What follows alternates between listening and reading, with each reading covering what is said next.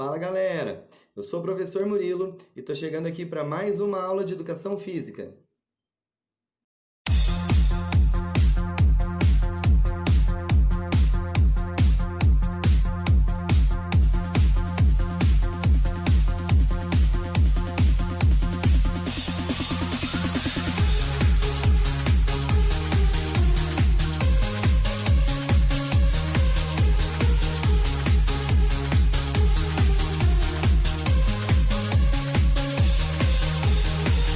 Fala galera, tudo bem?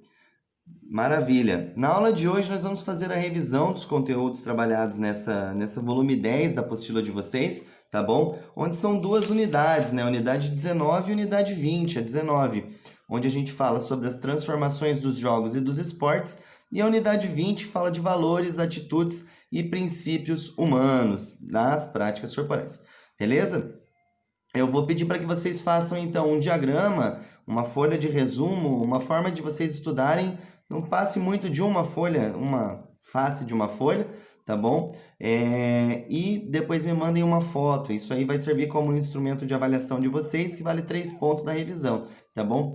Quem não quiser montar dessa maneira ou não consegue estudar dessa maneira, uma outra possibilidade é o setor avaliação lá no Positivo On, tá bom? Tá liberado para vocês lá o setor avaliação, onde eu criei uma avaliação de 20 questões, né? Padrão 20 questões, onde vocês vão responder essas questões e conforme a nota também vai validar esses 3 pontos ou a quantidade que vocês acertarem, beleza? Então tem essas duas opções. Não precisa fazer as duas. Fazendo uma delas já é suficiente. Quem quiser se preparar melhor ainda para a prova, melhor ainda para as avaliações desse final de etapa, pode fazer as duas formas, mas vai valer a melhor nota dentre as duas daí, beleza? Vamos lá para a revisão então, meus queridos. Então a primeira parte ela fala sobre as transformações nos jogos e dos esportes. Então o que é isso? Tudo na vida muda, né, galera? Então a gente muda, um dia a gente está pensando uma coisa, no outro dia está pensando outra, de acordo com as experiências que a gente tem, com o lugar que a gente vive, com o meio que nos cerca, né, as pessoas que estão à nossa volta, tudo vários motivos a gente acaba mudando e tudo na vida vai mudando, né? E com as práticas corporais não é diferente, tá? Então os jogos e os esportes, eles vão mudando conforme a necessidade. Tá? Então, atividades que antigamente serviam para uma finalidade, hoje servem para outra e vão se esportivizando ou se desesportivizando de acordo com a finalidade do grupo, tá bom? As práticas corporais, em termos gerais, elas surgem com práticas do indivíduo, do ser humano, e vão se adaptando de acordo com as realidades culturais, com as influências culturais do povo. Com base nessa situação de transformação, de mudança das práticas corporais, sejam esportivizando ou seja desesportivizando, tirando a esportivização da prática, a gente consegue adaptar possibilidades de prática para as diversas situações, como, por exemplo, adaptar as práticas para o nosso afastamento social, para a nossa quarentena.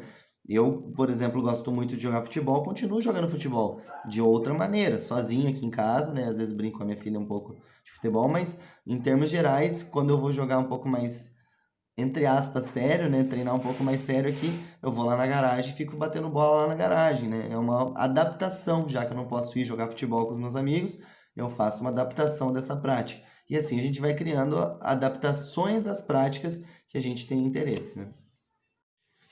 Uma das grandes adaptações que a gente faz é no ambiente escolar, né? Então a gente tem que entender a diferença entre o esporte na escola e o esporte da escola. Qual que é a grande diferença? O esporte na escola seria o esporte igualzinho a praticado em qualquer ambiente competitivo e trazer ele para dentro da divisa da escola, dentro dos muros da escola. Seria exatamente o esporte exatamente igual.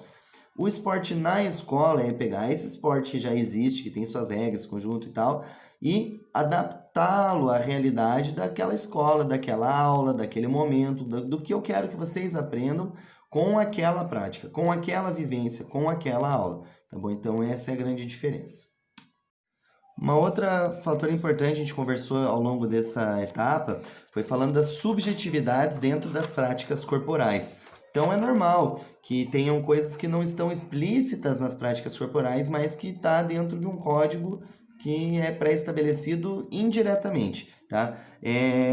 também há situações que não são legais dentro das práticas corporais, né, que tem relação também com a subjetividade, que é a formação dos grupos relacionados à violência dentro das práticas esportivas, como o caso que a gente falou dos hooligans, ou o caso que a gente também conversou sobre as torcidas organizadas. Infelizmente, eles se apropriam das práticas corporais para criar um novo status, né, um estado que é através da violência, né? Então, não é o ideal, não é correto, mas acontece. Então, infelizmente, a gente tem que estar ciente dessa situação.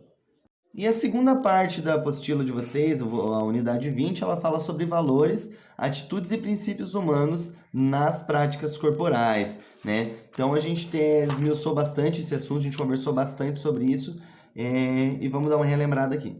Então, primeiro a gente falou sobre as práticas corporais e as relações humanas, né? Os indivíduos interagem nas práticas corporais, existe interação entre atletas adversários, entre competidores da mesma equipe, de qualquer maneira, né, que for a competição, existe interação entre os indivíduos, tá? E aí a gente pode pensar sobre a ética no esporte também. Até que ponto vale tudo para eu vencer o meu adversário? Até que ponto eu tenho que humilhar o meu adversário para me sair vencedor? Né? Então, é muito importante a gente estar consciente disso. A gente falou do caso do corredor que apontou ao final a chegada, né, para o adversário, e ele mesmo se contradisse na sua fala, onde ele falou depois que talvez se fosse uma prova mais importante ou com um prêmio maior em dinheiro, ele talvez não tivesse feito aquela mesma situação. Então, ou seja, eu sou ético desde que não pese no meu bolso? Como assim, né? E aí a gente chega no tão famoso fair play, tá? Fair play é mais ou menos, a tradução mais próxima seria jogo limpo, onde vai se buscar o objetivo principal da competição, que é competir. Então, você ter o mesmo direito, a mesma chance, mesma possibilidade de vencer, assim como o seu adversário, né? Então, seria jogar ele de maneira limpa, de maneira que os dois tivessem a mesma chance. E se tornando assim o vencedor, aquele que for melhor naquele dia, naquele momento, naquela prova, naquela competição. E aí a gente tem vários casos de fair play, né, que a gente até analisou alguns deles durante as nossas aulas, e que acontecem em vários esportes. E outros casos onde cobra-se o fair play, mas não acontece, né? Então, aí a gente pode relembrar alguns casos, né? Futebol a gente vê toda hora. Um outro tipo de fair play seria o jogo limpo para dentro dos esportes para não utilizar substâncias ilícitas, que seria então o antidoping. Tá? O antidoping é um exame que é feito com os atletas depois da competição ou antes da competição, depende do caso, onde vai verificar se ele não está usando substâncias que são proibidas. Substâncias essas que podem estimular o atleta a conseguir um desempenho melhor, podem fazer com que o atleta estimule mais alguns hormônios ou até traga hormônios exógenos para o seu corpo, fazendo com que ele tenha uma performance melhor, ou até substâncias que são ilícitas na sociedade mesmo, como o caso das drogas ilícitas, né? Então, tem várias situações que podem acontecer e o atleta pode ser punido se fizer o uso de algum desses tipos de substâncias, tá? A gente falou um pouco nas últimas aulas, especialmente sobre isso. Bom, é isso então, galera. Acredito que com essa revisão vocês estão preparados para a prova. Façam um roteiro de vocês. Se tiver dificuldade em alguma parte específica, dá uma lida de novo na apostila. Pesquisa, sei que vocês têm acesso a bastante ferramenta de pesquisa. Ou me pergunta, me chama pelo Positivo On, o WhatsApp que tem com vocês, o e-mail vocês também têm acesso. Me manda uma mensagem, eu já tiro essas dúvidas de vocês e a gente já se acerta, beleza? Um grande abraço a todos, não esqueçam de fazer o resumo e me mandar uma foto, ou o diagrama e me mandar uma foto, ou pelo menos responder as 20 questões lá do Positivo On, setor avaliação, beleza? Um grande abraço a todos, fiquem com Deus. Isso aí, galera, nós vamos ficando por aqui então. Caso tenha ficado alguma dúvida, deixa anotado, deixa marcado, a gente tira essa dúvida na próxima aula, ou envia uma mensagem para mim que assim que possível eu respondo para vocês, tiro essa dúvida de vocês, tá bom? E logo nós estaremos juntos de novo. Um forte abraço, até breve.